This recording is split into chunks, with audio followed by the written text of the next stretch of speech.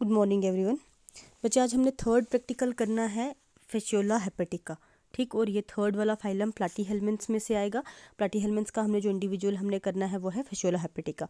Exercise आपने as it is लिखनी है to identify the given spot. उसके बाद identification the given spot is identified as Fasciola hepatica.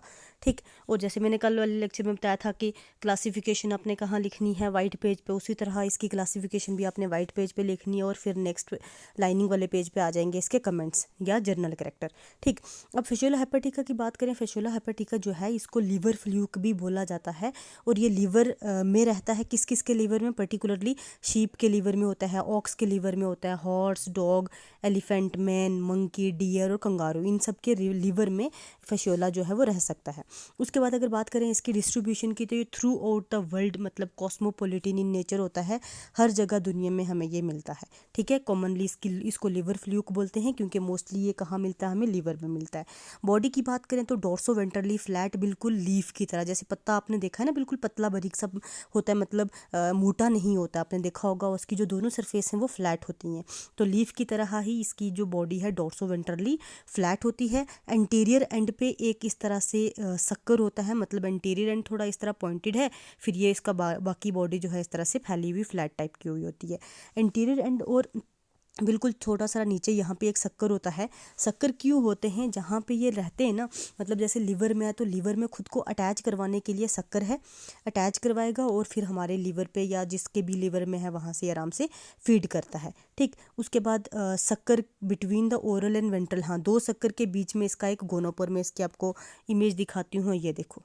ठीक, अब देखो बच्चे, ये है ओरल शक्कर, ये है हमारे पास गोनोपोर और ये है एसिटाब्यूलम। ठीक, और ये इसका माउथ आ गया और ये हेड की लोब।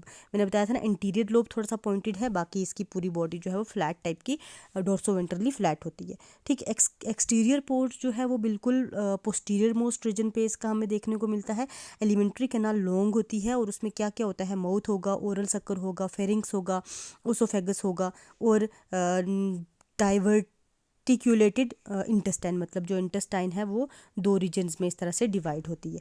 ठीक, और ये हमारे पास हर्मोफ्रोडाइट है। हर्मोफ्रोडाइट का मतलब एक ही इंडिविजुअल, जैसे ये इंडिविजुअल है, इसी में मेल भी है, मेल सेक्स ऑर्गन भी इसी में होगा और फीमेल वाला भी इसी में होगा। ये क्या हमारे पास हर्मोफ्रोडाइट होते हैं। और लाइफ साइकिल इनकी मोस्टली क्या होती है, इनडायरेक्ट। इनडायरेक्ट का मतलब कि लार्वल फॉर्म्स इन्वॉल्व होती हैं, लार्वल फॉर्म्स के थ्रू ही इसकी क्या होगी, फर्दर जो है डेवलपमेंट होती है।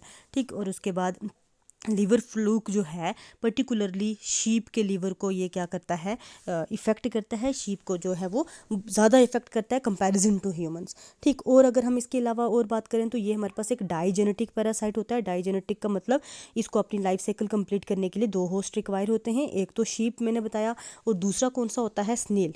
एक शीप आ जाता है, दूसरा जो है वो स्नेल आता है। ठीक, तो यहाँ तक था। जैसे मैंने कल बोला था 8-10 कमेंट लिखना, वही 8-10 कमेंट इसके भी लिख लेना, एक शीट पे ये लिखना, नेक्स्ट प्रैक्टिकल जो है वो अगली वाली शीट पे लिखना है। अब अगला हम जो करेंगे प्रैक्टिकल, अगला ये हमारे पास फोर्थ है।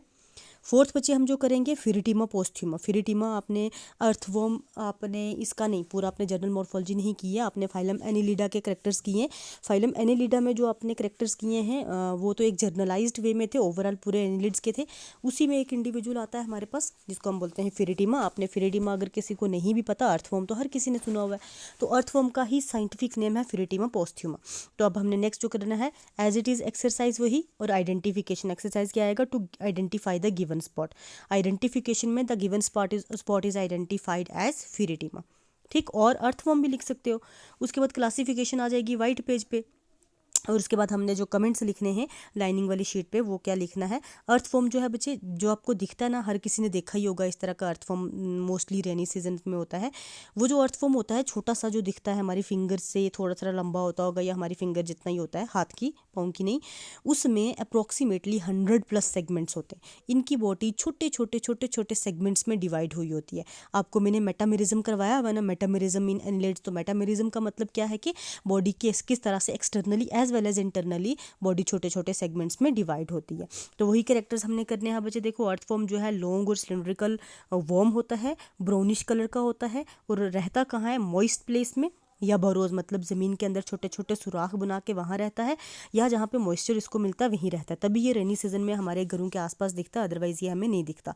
अदरवाइज़ प्लोइंग करो तो वहाँ दिख सकता है, अदर और कहीं पे नहीं दिखता। ठीक, एग्रीकल्चरल फील्ड में बहुत कॉमन होता है और ये हमारी क्रॉप की प्रोडक्शन को इंक्रीज़ कराता है। क्रॉप की प्रोडक्शन को इंक्रीज़ ये कैसे करवाता है, क्योंकि ये छोटे छोटे पोर्स बना देता है सॉइल में, और उन पोर्स की वजह से सॉइल की जो है फर्टिलिटी इंक्रीज़ होती है। फर्टिलिटी इंक्रीज़ होने की वजह से अल्टीमेटली हमारी क्रॉप प्रोडक्शन जो है वो रेज़ हो जाती है। ठीक, इसका life span approximately 3 to 10 years होता है। अगर एक अडल्ट की बात करें 15 से 13 सेंटीमीटर उसकी लेंथ होती है, डार्क ब्राउन कलर का होता है, और इसमें डार्क ब्राउन किस वजह से होता है, पोरफायरिन पिगमेंट होती है, इसकी स्किन में क्या होता है, पोरफायरिन पिगमेंट होती है। उसके बाद अगर बात करें इसकी बॉडी में 100 से लेके 120 सेगमेंट, अभी जैसे मैंने आपको बताया था छोटा सा अर्थवर्म दिखता है लेकिन उसमें 100+ सेगमेंट्स होते हैं, तो 100 से लेके 120 सेगमेंट्स हो सकते हैं।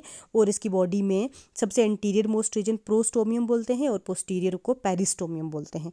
उसके बाद अगर 14 से लेके 16 सेगमेंट की बात की जाए, यहाँ पे एक रीजन होता है क्लाइटीलम। ठीक है, जैसे ये पूरी बॉडी है ना, तो 14 से 16 वाले में ऐसा एक बैंड बना होता है, और इस बैंड वाले पोर्शन को हम क्या बोलते हैं, क्लाइटीलम।